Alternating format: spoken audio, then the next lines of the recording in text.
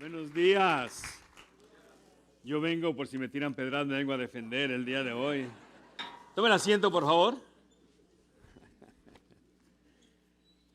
Aprovecho para anunciar nuestra conferencia que tenemos el 22 de julio allá en Riverside. Y estamos orando por 600 hombres para atender la conferencia. Así que va a ser el día 22 de julio, empezando desde las 8 de la mañana. Y allá afuera hay más información, hay algunos folletos que trajimos. Y de esa manera usted puede llevarse la información y estar orando para esa conferencia. Vamos a hablar sobre el liderazgo que Dios anhela en el varón, porque vamos a ser puros varones. Así que les invitamos para vaya esté orando. Y gracias por esta conferencia, ha sido muy, ya el primer mensaje ha sido muy hermoso. Acabo de felicitar al pastor, le digo, hablaste mejor español hoy que la otra vez. O sea que, qué bueno, los jóvenes como él que están parados en la brecha. Bien, quisiera comenzar con hacerles exhortarles que al estar escuchando a cada predicador, que no le vaya a pasar lo que le pasó al venado. Que recuerdo de la historia de tres cazadores que fueron, era un político, era un abogado y un pastor que fueron de cacería. Y salieron y miraron al llegar a la montaña un venadito ahí bien paradito y los tres le dispararon al mismo tiempo. Y el venado cayó, pero ¿quién le pegó? El político decía, no, pues yo tengo experiencia en las armas, yo le pegué. El abogado decía, no, yo siempre he sido cazador toda mi vida, yo le pegué. El pastor decía, yo tengo, mira, donde pongo el ojo, pongo la bala, yo le pegué también. Bueno, era tanta la discusión que tuvieron que ir a corte. Ya se presentaron ante el juez y trajeron al acusado, era el venado muerto que estaba ahí. En cuanto el juez vio el venado, dijo, ya tengo la solución. ¿De veras? ¿Quién le pegó? Le pegó el pastor. Y nosotros, ¿cómo que le pegó el pastor? Dice, sí, le pegó el pastor. Dice, ¿por qué? Porque la bala le entró por un oído y le salió por el otro. Que no sea así el día de hoy para usted, que le entre por un oído y baje a su corazón todo lo que el día de hoy está usted escuchando. Bien, Hechos capítulo 2, verso 42, que va a ser el tema de toda la conferencia. Hechos 2, verso 42, y mi tema es firme en la palabra. Firme en la palabra, y usted sabe la conferencia, mantengámonos firmes. Fue el año 2008 cuando llegó la hora de movernos de nuestra iglesia madre Harvest Christian Fellowship, movernos a nuestro nuevo local que se había adquirido. El momento era de temor, ¿por qué no decirlo? De qué vamos a hacer ahora. Tenemos aquí todo en la iglesia americana, todo está servido. Ahora vamos a ir a un lugar, a un santuario nuevo. ¿Qué vamos a hacer? ¿Cómo vamos a hacer todo? Y recuerdo que pasando por ahí el señor pastor Greg Lore le pregunté, Greg, ¿qué hago? Y solamente me dijo 3 palabras.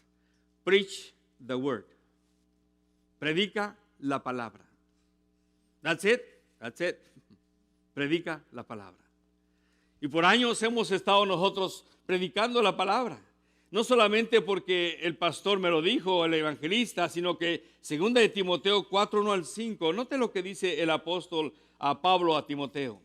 Te encarezco delante de Dios y del Señor Jesucristo, que juzgará a los vivos y a los muertos en su manifestación y en su reino. Que prediques la palabra, que instes a tiempo y fuera de tiempo, es decir, sea o no el tiempo oportuno.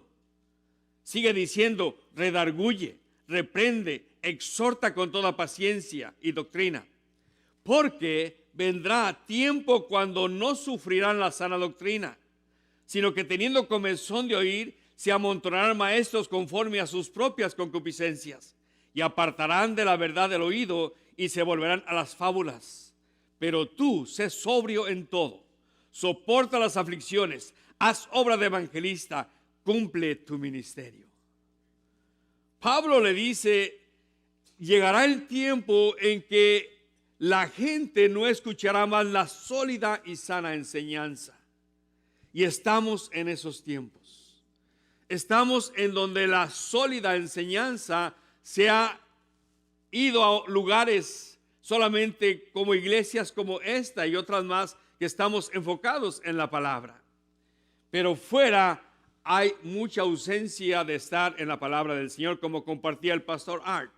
Hay mucho entretenimiento, hay mucho concierto, hay mucho baile, hay mucho esto y del otro, pero la palabra está ausente de los púlpitos. En el contexto de Hechos capítulo 2, encontramos el nacimiento de la iglesia primitiva. Una iglesia que fue llena del Espíritu Santo, como fue el primer mensaje. Y creo que el segundo va en línea con lo que estamos estudiando el día de hoy. Una iglesia en donde tuvieron la oportunidad de predicar el evangelio en diferentes idiomas, porque fueron llenos del Espíritu Santo los 120 que estaban presentes en ese aposento alto. Cuando Pedro se levanta porque empezaron los burlones, siempre hay en los burlones en estas reuniones. Están cohetes, ¿no? Se les pasó el chupe a los discípulos de Jesús. Y Pedro dice, no, esto es lo que dijo el profeta Joel. Inmediatamente trae la palabra del Señor. En los postreros días dice, derramaré mi Espíritu Santo sobre toda carne. Y además cita dos salmos, el Salmo 110 y el Salmo 16. Los cita realmente el apóstol Pedro. Y al final de su mensaje les trae a los oyentes y le dice, ustedes fueron los que llevaron a Jesús a la cruz del Calvario. Ellos quedaron compungidos de corazón. En otras palabras, sintieron que una espada entró en su corazón de frente y dijeron, varones, hermanos, ¿qué haremos? Y Pedro dice, arrepentíos y bautícense cada uno de vosotros en el nombre del Señor Jesús y serán llenos del Espíritu Santo. Ese día 3,000 almas vinieron a los pies de Cristo. Hechos 2:41 lo dice. Se convirtieron en creyentes. Esta comunidad de seguidores de Cristo que crecía rápidamente se comprometió a estar firmes en los deberes espirituales que el Señor les había enseñado. Y es por eso que leemos en Hechos 2:42. Léalo juntamente conmigo, es un solo versículo. Y perseveraban en la doctrina de los apóstoles, en la comunión unos con otros, en el partimiento del pan y en las oraciones. Note la NTV lo que dice. Todos los creyentes se dedicaban a las enseñanzas de los apóstoles y en la comunión fraternal y a participar juntos en las comidas, entre ellas la cena del Señor y en la oración. Este verso tiene los deberes espirituales que toda iglesia, toda congregación debemos participar. Número 1, la doctrina, la palabra debe de ser la prioridad dentro de la iglesia. El compañerismo, comunión unos con otros es muy importante para edificarnos, para animarnos al amor y a las buenas obras. Además, dice que el partimiento del pan, la Santa Cena, algo que nos dejó el Señor a practicar no con día, pero regularmente. Y la oración. Mi tema será la palabra. Firmes en la palabra. Firmes en la palabra. El verso empieza con perseveraban. La palabra perseverar indica que se mantenían firmes en las enseñanzas o doctrinas de los apóstoles. El significado de la palabra firme es que está bien sujeto, tenso, no se mueve ni vacila, que está estable, fijo y seguro. Ahora, ¿por qué es importante que en los días en que vivimos nos mantengamos firmes en la palabra en estos días? Mira lo que Pablo dijo a Timoteo en 1 Timoteo 3:1 al 15. La tomé de la NTV esta porción. Timoteo, hágate cuenta que le está hablando a usted y a mí el día de hoy. Ponga su nombre allí. Es bueno que sepas que en los últimos días habrá tiempos muy difíciles. Pues la gente solo tendrá amor por sí misma y por su dinero. Serán fanfarrones y orgullosos. Se burlarán de Dios. Serán desobedientes a sus padres y malagradecidos. No considerarán nada sagrado. No amarán ni perdonarán. Calumniarán a otros y no tendrán control propio. Serán crueles y odiarán lo que es bueno. Traicionarán sus amigos. Serán imprudentes. Se llenarán de soberbia y amarán el placer en lugar de amar a Dios. Actuarán como religiosos, pero rechazarán el único poder capaz de hacerlos obedientes a Dios. Y le dice, aléjate de esa clase de individuos. Son los tiempos que estamos viviendo. Estoy leyendo la palabra de Dios, no estoy leyendo el libro de alarma o alguna cosa semejante. Tiempos peligrosos. Considérelos así. Los días en que vivimos son tiempos peligrosos, difíciles, en los que usted y yo vivimos. Y necesitamos estar firmes en la palabra para poder comunicarles la verdad de las Escrituras, porque dice que muchas de esas personas serán religiosas, estarán dentro de nuestras congregaciones, porque no todo lo que estamos aquí en esta congregación estamos seguros de ir al cielo. Hay gente que viene a la iglesia por venir. Ojalá que estamos llenos de líderes y pasó el día de hoy que estamos seguros que iremos a la presencia del Señor. La pregunta es, ¿por qué necesitamos estar firmes en la palabra? Primero, porque la palabra de Dios es nuestra única arma defensiva y ofensiva en contra de nuestro adversario, el diablo, Satanás. Los creyentes tenemos 3 enemigos. Es la carne, el mundo y el diablo. Y con la palabra de Dios podemos nosotros vencer las acechanzas del enemigo. Vaya conmigo a Efesios capítulo 6, versos 10 al 17. Pablo habla de esto aquí.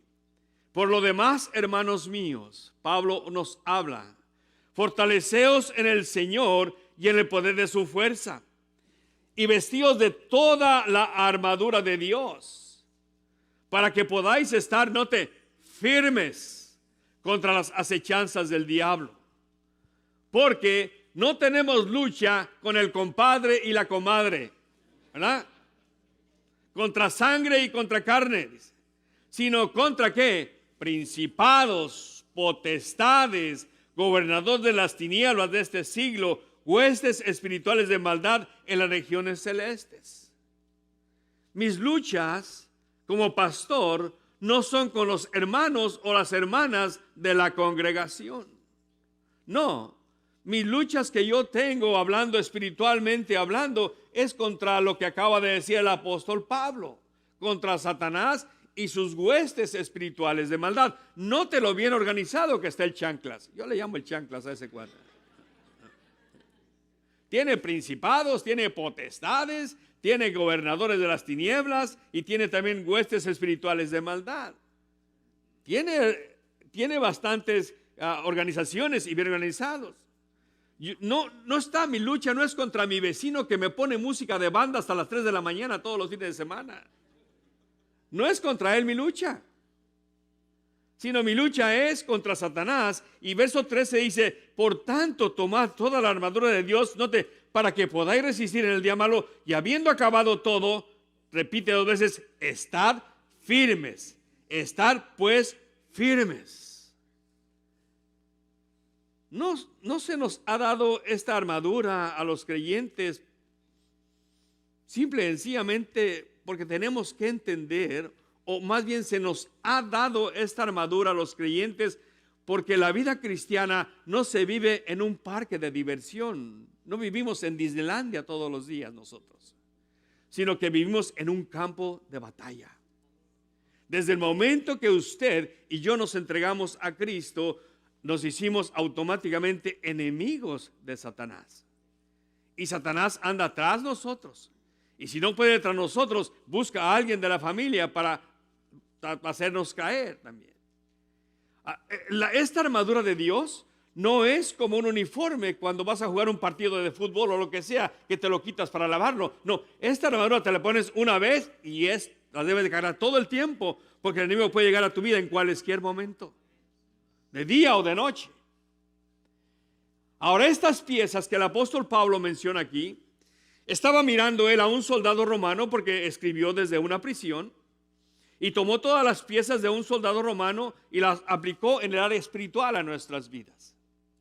Y él empieza diciendo, la primera pieza que debe poner un cristiano mirando a un soldado romano es ceñirse sus lomos con la verdad, vestirse con la coraza de justicia, calzados los pies con el apresto del evangelio de la paz. Sobre todo tomar el escudo de la fe con que pueda apagar los dardos de fuego del maligno. Colocarse el yelmo de la salvación y tomar la espada del Espíritu, que es la palabra del Señor. Podemos ver nosotros que para salir a las batallas, cualquier soldado romano no salía sin el cinto que él se ponía en su... Tenemos que vestirnos de Cristo porque Él es la verdad. No podemos caminar en la mentira. No podemos pelear una batalla espiritual mintiendo. Tenemos que ceñir nuestros lomos con la verdad. Es la primera pieza y es importantísima. La coraza de justicia era una pieza que cubría sus órganos vitales y el soldado nunca se la quitaba para agarrar a sus enemigos con la cosa esa. No, porque cubría sus órganos vitales. Y la coraza de justicia para nosotros es la vida práctica cristiana que tenemos que estar viviendo día con día delante del Señor. De igual manera, los zapatos, el apresto del Evangelio de la Paz, son los zapatos. Los soldados romanos nunca salían a una batalla si no traían adecuadamente zapatos para poder pelear en las cimas, en las bajadas, traían con tachones en la parte de abajo para pararse firmes todo el tiempo. Y usted y yo estamos firmes en el mensaje del Evangelio de la Paz. Constantemente debemos caminar compartiéndolo, viviéndolo, compartiéndolo. Mi lema en la iglesia siempre es conocer a Dios para vivirlo y compartirlo. Porque si no lo vives, ¿qué estás compartiendo? Después el escudo de la fe. La fe es importantísima en nuestro caminar. Sin fe es imposible agradar a Dios. Hebreos 11:6. Si usted es de Colombia, usted dirá, sin café es imposible agradar a Dios. No es sin fe, es imposible agradar a Dios. El yelmo de la salvación es muy importante, pero la pieza más importante es la espada del Espíritu. Esta es una espada romana, de la que usaban los romanos. Ahora, me la regalaron a mí una vez que estaba yo predicando, llegó alguien y me dijo, aquí les doy una pieza. Esta era la espada defensiva y también la espada ofensiva. Y Pablo dice, eso es la palabra del Señor, con la cual podemos defendernos y con la cual podemos también atacar a nuestro adversario, el diablo. Ahora, Pablo usa la palabra aquí en Efesios 6, la palabra Macaria. Y la palabra Macaria quiere decir que no era tanto la espada que yo le estoy mostrando, sino era la daga que traían ellos en la cintura, los soldados romanos. ¿Por qué? Porque cuando había lucha cuerpo a cuerpo, eso era lo que ellos sacaban para defenderse de sus enemigos. Y podían herir por cualquier lado porque tenía filos por los dos lados, esa daga que traían. Ahora, eso es lo que es realmente la palabra del Señor. ¿Tiene poder? Claro que sí. Mire lo que dice Hebreos 4, 12 y 13. Se lo leí de la NTV. Pues la palabra de Dios, note, es viva y poderosa. Es más cortante que cualquier espada de dos filos. Penetra entre el alma y el espíritu, entre la articulación y la médula del hueso. Deja al descubierto nuestros pensamientos, deseos y más íntimos. Y no hay nada en toda la creación que esté oculto a Dios. Todo está desnudo y expuesto ante los ojos, y es a Él a quien rendiremos cuentas. Es una espada de dos filos. Por ambos lados hace su trabajo. La palabra de Dios está viva. No es estática, sino activa constantemente. Y puede perforar hasta las partes más profundas del corazón para ver las intenciones que tenemos usted y yo. Entonces, la palabra de Dios no solamente salva, sino consuela, alimenta, sana. También es una herramienta de juicio, pues en el gran día del juicio su palabra penetrará y desnudará los corazones de las personas para saber si hemos confiado en el Señor o no.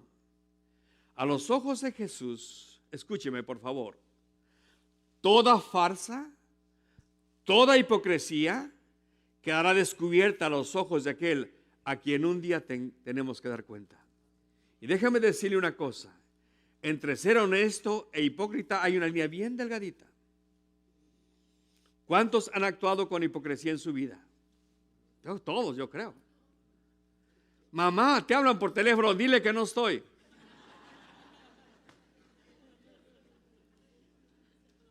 Actuamos rápidamente nosotros.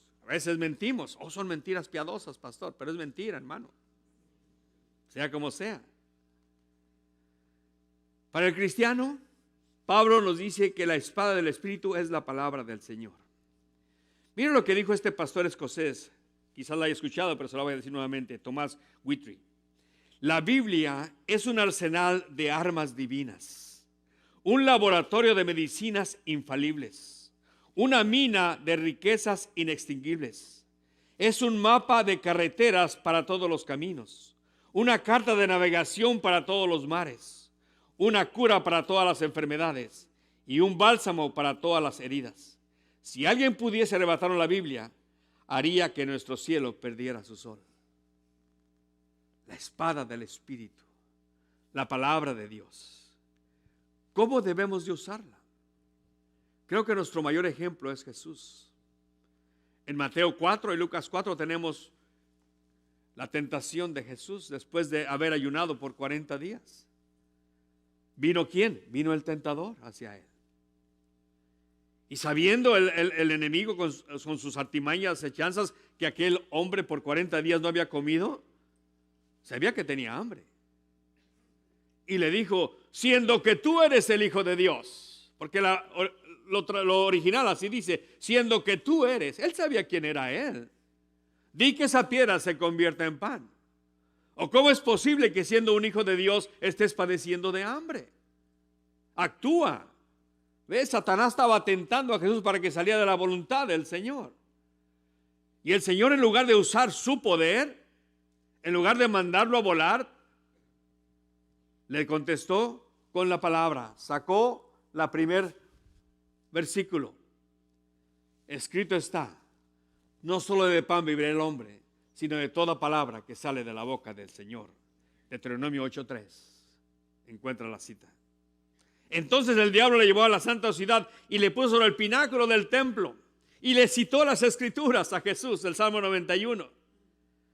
Si siendo que eres el Hijo de Dios, échate abajo, porque escrito está, a sus ángeles mandará cerca de ti y en sus manos te sostendrá para que tu pie no tropiece en piedra.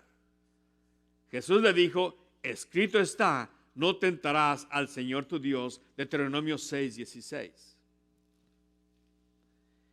Entonces, lo puso sobre un monte muy alto, le mostró todos los reinos del mundo y le dijo, todo te lo ofrezco en bandeja de plata, Jesús. No tienes que ir a la cruz, no tienes que sufrir ni vergüenza ni nada.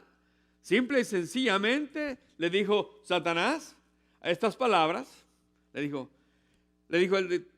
todo esto te daré, todos estos reinos, todo lo que te estoy mostrando te lo voy a dar, si tan solo tú te hincas y me adoras. Qué astuto es Satanás. ¿Hasta dónde quería llevar al Hijo de Dios?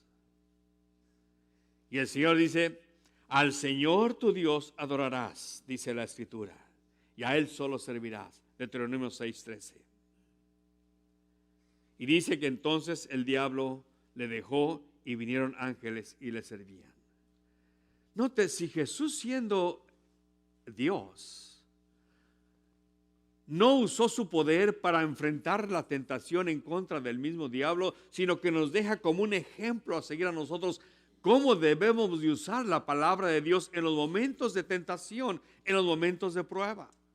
En los momentos en que llega esa dificultad en nuestras vidas, tenemos que sacar esos versículos que nos han de ayudar para vencer toda tentación. Por eso la palabra de Dios es poderosa y debemos usted y yo de usarla constantemente. Pero si nunca la leemos, si nunca estamos en ella, ¿cómo podemos sacar esos versículos y poderlos aplicar en el momento adecuado? Es por eso que el día de hoy, como líderes, miramos mucha gente desanimada por esto, por aquello, porque está pasando esto.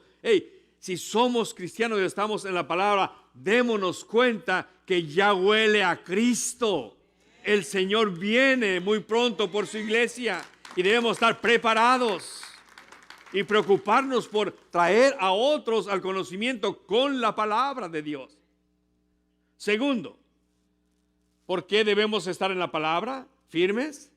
Porque la palabra de Dios es suficiente. Salmo 19, versos 7 al 10. Vaya conmigo, si usted tiene su Biblia ahí con usted.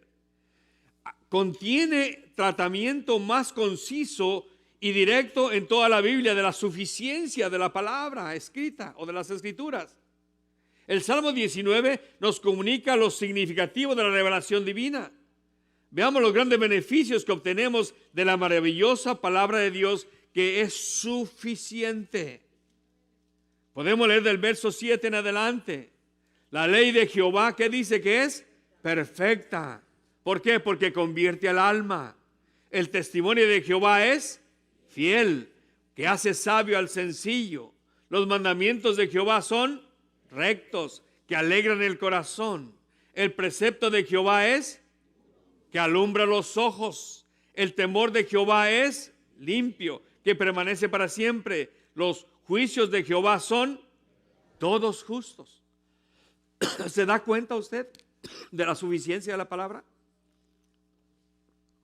Vamos por unos momentos a examinar estas características o esta suficiencia de la palabra.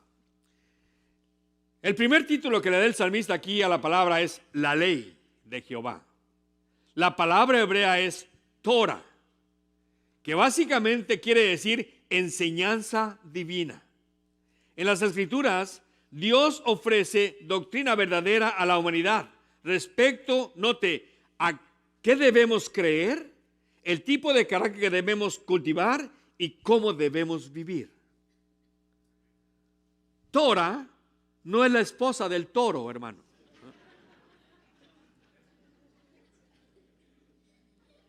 Es la enseñanza divina. Es la enseñanza de Dios para cada aspecto de la vida. Entonces, la primera característica de la palabra de Dios o la enseñanza divina es que es perfecta. Santiago 1:25 dice: mas el que mira atentamente en la perfecta ley de la libertad, dice Santiago, y persevera en ella, no siendo oidor olvidadizo, sino hacedor de la obra, este será bienaventurado en lo que hace. Es perfecta, en contraste con el razonamiento imperfecto y defectuoso de toda la humanidad. La palabra perfecta quiere decir todo, completo, todo suficiente.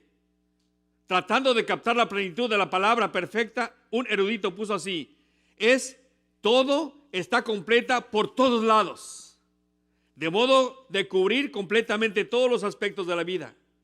¿Y cuál es el beneficio de la palabra que es perfecta? Convierte al alma. Convierte el alma. Convertir nos habla de transformación, de restauración, de frescura. La verdad de las Escrituras de la vida plena a todos los aspectos de la vida del alma, dice aquí.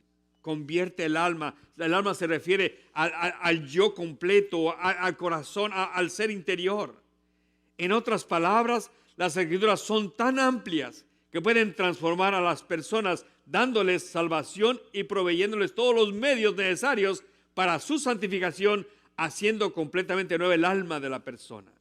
No se le olvide Romanos 1:16, porque no me avergüenzo del Evangelio, porque es el poder de Dios para salvación a todo aquel que cree, al judío primeramente, pero también al griego. No debemos de avergonzarnos de esta palabra que tiene poder para cambiar. En 2 de Timoteo le dijo Pablo al Timoteo 3:15 y 17, jóvenes que estás aquí, desde la niñez tú has sabido las sagradas escrituras, las cuales te pueden hacer sabio para la salvación por la fe que es en Cristo Jesús. Pues toda la escritura es inspirada por Dios y útil para enseñar, para redarguir, para corregir, para instruir en justicia, a fin de que el hombre de Dios sea perfecto, enteramente preparado para toda buena obra. Esa es la palabra del Señor. De pasta a pasta. Es una inspiración divina y nos ha de ser útil a nosotros para todas estas áreas de nuestras vidas. Corregirnos e instruirnos, enseñarnos, redarguirnos, al fin de que seamos personas maduras capaces de hacer todas esas buenas obras que Dios ya tiene preparadas para nosotros, pues Efesios 2:10 dice que somos hechura suya, creados en Cristo Jesús para buenas obras, las cuales Él preparó de antemano para que anduviésemos en ellas. Como pastores y líderes tenemos esta responsabilidad grande. Recuerde, somos ejemplo. La gente nos ve a nosotros, aunque no querramos, la gente nos ve. Y donde quiera que usted vaya, le van a conocer. Hola, pastor, ¿cómo está? Y te quedas. Buenos días. Lo conocen a uno. ¿Cuál es nuestro comportamiento? Es importantísimo eso. El segundo título que le da el salmista a la palabra es testimonio. El testimonio de Jehová. El salmista usa testimonio como un paralelo poético para la ley. No está haciendo un contraste entre la ley y el testimonio, sino que está usando las palabras como sinónimos, ambos ofreciéndose a las escrituras. Además, familia, testimonio define la palabra escrita de Dios como un testimonio de la verdad. En la Biblia Dios da testimonio de lo que Él es y lo que Él demanda, pues su testimonio es fiel, dice aquí. En claro contraste con las naciones inseguras, ondulantes, cambiantes y poco confiables de los hombres. Fiel significa invariable, inamovible, firme, inequivocada, digno de ser creído. Así es la palabra de verdad. Es fiel. ¿Cuál es el beneficio? Note, me gustó esto. Hace sabio al sencillo. Muchos de nosotros venimos de rancho. Yo vengo de rancho. Yo le llamo charco seco a mi pueblo porque no hay agua. Venimos sin educación. Yo llegué hasta el 6º grado en la escuela. Por eso cuando se me ofreció el ministerio decía, yo no le entro a este rollo porque yo no tengo, académicamente no estoy al nivel del que estaba el que se fue. Él era un hombre muy educado y yo me sentía de frente indigno de tomar el ministerio. Y él me decía, tú chico, me decía, y era puertorriqueño. No, chico, le decía. Honestamente me pegó diarrea.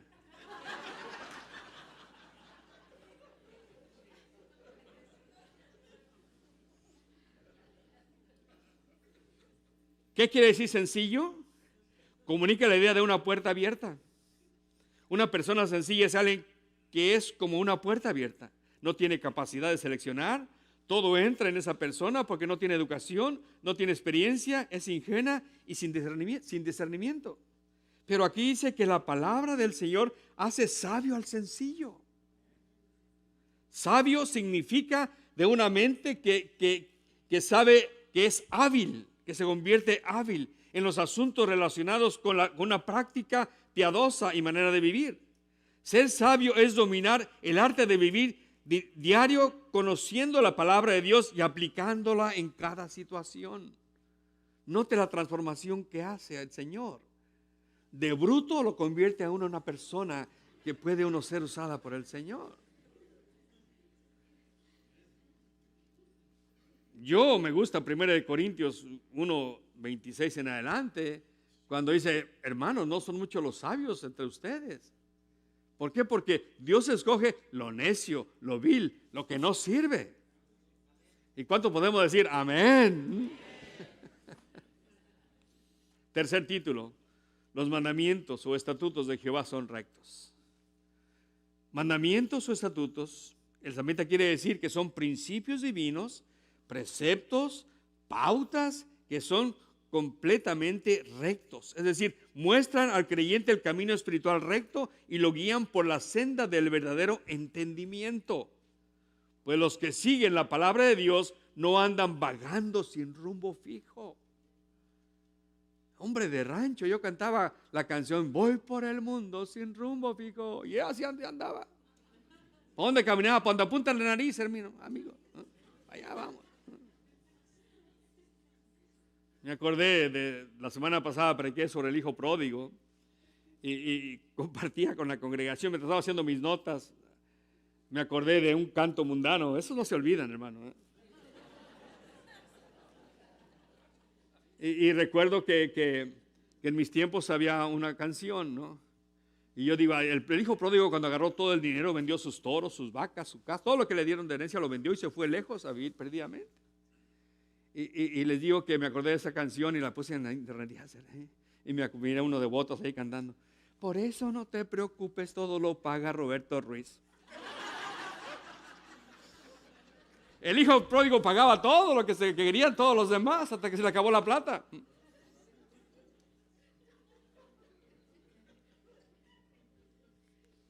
¿Qué hacen los mandamientos? Alegran el corazón. Recuerde, los mandamientos no son rejas de una prisión para aprisionarnos, más bien son rejas de protección. Cuando Dios dio los mandamientos en el libro de Éxodo y en Deuteronomio, lo primero que le dijo a su pueblo, palabra firme, no tendrás dioses ajenos delante de mí. No tendrás ninguna imagen ni te inclinarás a ellas. No tomarás el nombre de Jehová tu Dios en vano. Acuérdate del día de reposo para santificarlo. Honra a tu padre y a tu madre. No matarás. No cometerás adulterio. No hurtarás. No hablarás contra tu prójimo falso testimonio. Y no codiciarás ni la casa, ni la mujer, ni el perro de tu vecino. Mandamientos claros, que no son rejas de prisión, sino de protección. ¿Qué más hace? ¿Qué más hacen mandamientos? ¿Alegran el corazón? ¿Qué más? ¿Alegran el corazón? Me gustó lo que dice Jeremías 15:16 acerca de esto. Fueron halladas tus palabras, Jeremías 15:16, y yo las comí. Y tu palabra me fue por gozo y por alegría de mi corazón, porque tu nombre se invocó sobre mí, oh Jehová de los ejércitos. El Salmo 119, verso 14, me he gozado en el camino de tus testimonios más que de toda riqueza. Y así continúa el salmista más y más hablando de cómo alegran el corazón. De verdad, hermanos, cuando vamos a la palabra, no debemos ir a ella. ¿Por qué? Porque soy cristiano, tengo que leer la palabra. O porque tengo que... No. Porque yo deseo estar en ella. Porque me alegran el corazón. Porque ahí Dios me habla en mi necesidad. Ahí Dios me ministra en medio del sufrimiento que estoy pasando. Ahí Dios me dice qué es lo que debo de hacer con tal situación, con tal problema, cómo debo dirigirme hacia talas personas. Nosotros tenemos mucho que pedirle al Señor en eso, dirección. Porque todos los pastores pasamos por pruebas y por tribulaciones, por ataques. Óigame, eso viene todos los días casi en la congregación. Y como miramos en el libro de los Hechos, en el capítulo 6, entre más grande la congregación, más grande es la murmuración, más grandes son las quejas, más grandes son los problemas, y necesitamos nosotros la dirección de la palabra de Dios para saber qué hacer. Por eso los discípulos dijeron, no es justo que nosotros dejemos la palabra de Dios para dedicarnos a andar haciendo tranzas, comida, porque en realidad cuando en la iglesia, hermano, pasan cosas, hay favoritismos en todas partes. Si tú vas a regalar algo, quieres regalarlo a tu manera. No, si regalas a la iglesia, deja que la iglesia haga lo que quiera hacer con lo que le das. No quieras dirigir todo lo que estás dando, porque ya se lo estás dando al Señor. Si se lo das al pastor, mire, esto es para que lo reparta. No metas tu cuchara, deja que el pastor ore y lo reparta. No empiezas a decirle, quiero que le dé a mi tía doble. No. A mí me llegaron un día, me llenaron el carro de todo lo que tenía. Pastor, es para usted. Y yo me lo llevé y después en la casa dije, ¿qué hice? La gente me vio que me cargué el carro de todo y ahí nomás estaba mandando una pura cosa. Dije, Dios mío, perdóname. Cuarto título, el precepto de Jehová es puro. No les quiero robar su break, ¿ok? Dice aquí, precepto enfatiza el carácter autorativo y obligatorio de las Escrituras. Dios demanda ciertas cosas de su pueblo y bendice a quienes las cumplen, pero juzga a quienes las desobedecen. Porque sus exigencias son puras, claras, son lúcidas. El beneficio es que todo precepto alumbra los ojos, proveen luz en medio de la oscuridad, ética, buena moral. Una de las principales razones por qué la palabra de Dios es suficiente para todas las necesidades espirituales de la humanidad es porque no deja duda sobre la verdad esencial. Hoy día tenemos esta historia de cuántos géneros hay el día de hoy. Quién sabe qué tantos géneros. Muchos creen que son perros, gatos, diferentes. Cuando la palabra solamente dice Dios hizo a un hombre y a una mujer.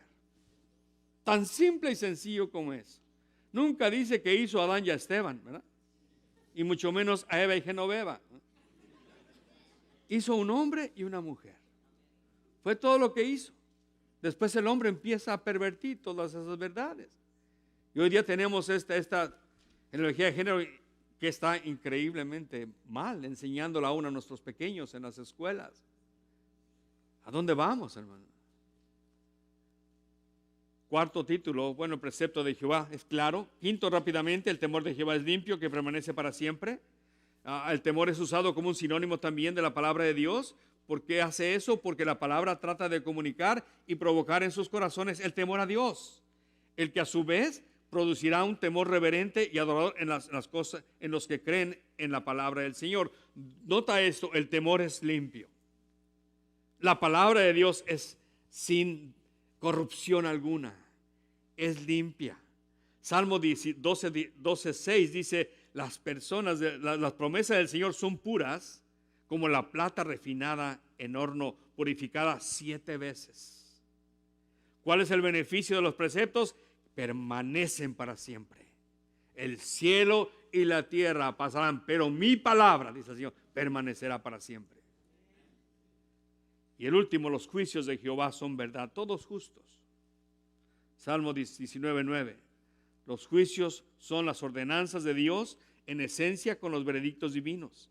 Estos juicios son verdad, aun cuando desde el punto de vista terrenal, la verdad es algo difícil de descubrir. La palabra del Señor siempre es verdad. Recuerde en su oración sacerdotal lo que dijo Jesús en San Juan 17:17. Santifícalos en tu verdad. Tu palabra es verdad. Orando por nosotros el Señor. Santifícalos en tu verdad. Los juicios de Jehová no solo son verdad, sino que también son justos. En pocas palabras, la Escritura son la fuente de toda verdad completa y suficiente y libre de todo error. Esta es la razón por la cual Dios ordenó en Deuteronomio 4:2, no añadirás a la palabra que yo os mando, ni disminuirás de ella.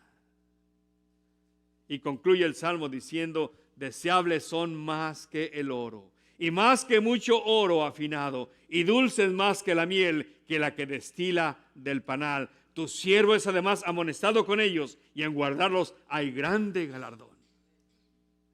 El salmista dice, tener la incomparable palabra de Dios es muchísimo mejor que poseer riquezas materiales. Pues las bendiciones materiales son sin valor comparadas con la verdad de la palabra del Señor. Dice, más dulces que la miel y la que destila del panal. Por eso el salmista, cuando arrancó con el primer salmo, me encanta a mí cómo comienza. Bienaventurado el varón que no anduvo en consejo de hermanos, ni en camino de pecadores estuvo, ni en silla de escarnecedores se ha sentado, sino que en la ley de Jehová está su delicia. Y en su ley medita de día y de noche. Será como un árbol plantado junto a corrientes de agua, que da su fruto a su tiempo y su hoja no cae, y todo lo que hace prosperará. Por eso cuando Josué iba a entrar a la tierra prometida, estaba nervioso el muchacho. Los zapatos de Moisés le quedaban grandes. Moisés calzaba del 50 y él tenía el 5 nada más. No sabía ni cómo andar, no sabía qué hacer. Y viene el Señor y le dice, si quieres prosperar, Josué, le dijo en Josué 1:8, nunca se apartará de tu boca este libro de la ley, sino que de día y de noche meditarás en él, para que hagas y guardes conforme a todo lo que en él está escrito, porque entonces harás prosperar tu camino y todo te saldrá bien. Mira que te mando que te esfuerces y seas valiente. No temas ni desmayes, porque Jehová tu Dios estará contigo donde quiera que tú vayas. ¿Ve? La palabra de Dios es la que debe estar constantemente. Y por último, yo quisiera solamente reenfatizar un poco lo que ya predicó el pastor Art en el capítulo 6. Vemos que cuando creció la congregación en Jerusalén, yo lo miro con dos problemas. Cuando crece una congregación, crecen las murmuraciones, era obvio. Pero también yo veo que la iglesia de Jerusalén se encerró en no obedecer lo que les había dicho el Señor en Hechos 1:8. En Hechos 1:8 les dijo, pero recibiréis poder cuando haya venido sobre vosotros el Espíritu Santo, y me seréis testigos en Jerusalén, en toda Judea, en Samaria y después el resto del mundo. La iglesia en Jerusalén estaba creciendo enormemente, 3,000, 5,000, vemos para el capítulo 6, hasta los sacerdotes venían a la fe. Estaban desobedeciendo con la gran comisión que se les había dado, los mejores predicadores en Jerusalén, los mejores cantantes en Jerusalén, pero no había nada afuera todavía. No es hasta más adelante cuando llega Hechos capítulo 8 que empieza la persecución. Y eso es obvio en la vida del cristiano. Si tú vives Hechos 1:8, vas a padecer Hechos 8:1. ¿Entiendes? Si tú obedeces al Señor, lo que dice en Hechos 1:8, va a venir sobre tu vida Hechos 8:1. Persecución. El Señor en Hechos 1:8 dijo, o salen o salen. Así de sencillo. Les dije que salieran de aquí y van a salir. Y fue cuando salieron por todo a Judea y Samaria. En el capítulo 8 vemos toda esa historia. Pero aquí vemos nosotros la prioridad que había en los discípulos. No es justo que dejemos nosotros el estudio de la palabra por ir a servir las mesas. Ellos tenían esta prioridad en su vida y debemos tenerla usted y yo también. La palabra de Dios debe ser prioridad en nuestras vidas. Es nuestra arma defensiva y también ofensiva contra todo lo que venga en nuestras vidas. Pero para concluir, ¿qué es lo que yo quisiera dejar en su corazón en este día? ¿Qué es lo que quiero dejar en su corazón? Que como creyentes, como líderes y pastores, tenemos que echar mano a la palabra del Señor. Tenemos que echar mano a la palabra del Señor para estar firmes. Pastor, ¿cómo se echa mano a la palabra del Señor? 5 cosas rápidamente para guardarlas en el corazón. Recuerde que no entre por aquí y salga por acá, sino que entre por aquí y baje acá. Número 1, debemos ser buenos oyentes de la palabra del Señor. Romanos 10:17, la fe viene por el oír y el oír la palabra de Dios. Número 1. Segundo, debemos ser buenos lectores de la palabra del Señor. 1 Timoteo 4:13, Pablo dijo a su pastor joven, entre tanto que voy, ocúpate en la lectura de las Escrituras. ¿No le ha tocado a usted que empieza usted está mirando su fútbol o está mirando cualquier cosa que le gusta y usted no tiene ni bostecea para nada? Pero en cuanto abre la Biblia, o nomás me pasa a mí, viene inmediatamente la carne, le echamos la culpa al diablo, ¿verdad? Pobre diablo, está llorando, yo creo por ahí, ay, me echa la culpa. Es nuestra carne, que no quiere sujetarse a las cosas espirituales. Si eso pasa, levántese donde está y léala caminando. Si se cae, va a sufrir los daños, pero va a leer. Lea la palabra del Señor. Número 3, sea estudioso de la palabra del Señor. Segunda de Timoteo 2:15, procura con diligencia presentarte a Dios aprobado, como un obrero que no tiene de qué avergonzarse, sino que usa bien la palabra de verdad. Número 4, memorice las Escrituras. Es muy importante la memorización de las Escrituras. Quizás venga tiempo de persecución donde nos quiten las Escrituras, pero hay que guardarla aquí en el corazón. Salmo 119, versículo 11. ¿Con qué limpiará el joven su camino? Con guardar tu palabra. En mi corazón he guardado tu dicho para no pecar contra ti. O el pecado te aparta de la Biblia o la Biblia te aparta del pecado. Así de sencillo. Pastor, pero ya no estoy joven. Recuerda, aunque esto de afuera se envejece, por dentro estamos rejuveneciendo. Que nos veamos ya arrugados, pero hey, por dentro estamos bien firmes, ¿no? Y por último, medita la palabra del Señor. Ahí está Josué 1:8. Nunca se apartará de tu boca, sino que meditarás en ella de día y de noche. La palabra meditar significa como cuando las vacas regresan su alimento, ¿verdad? Usted las ha mirado, las vacas que después se echan y empiezan.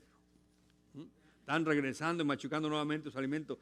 Así usted en la mañana hace su pequeño devocional, un versículo, un capítulo que se haga, y todo el día pasa en su trabajo. ¿Qué está haciendo este loco? Hey, estoy meditando en la palabra de Dios.